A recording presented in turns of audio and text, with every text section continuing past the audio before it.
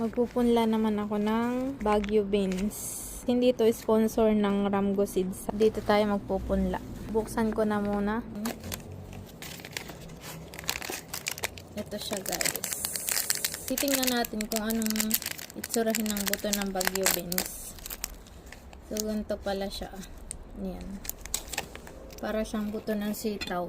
Ito yung kanyang buto. Siguro yung powder ay gamot.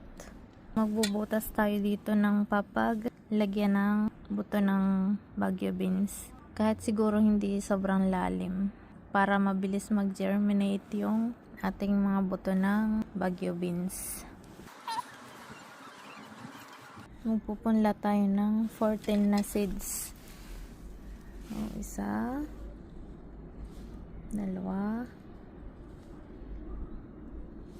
tatlo, apat, lima pa lang pala yung nakuha ko. Yan, 5, 6, 7, 8, 9, 10, 11, 12, 13, 14, sakto. Yan. So, tatabunan natin isa-isa. Mabuhay kayo ha, para may panggulay ako. Pwede na ako mag-chapsuy, magpansit. Yan. Tapos, babasain natin.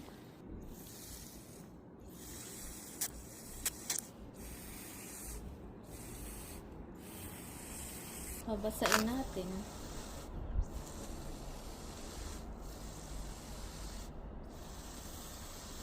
I-update ko kayo sa isang araw pag tumubo na yung ating pinunla na Baguio beans.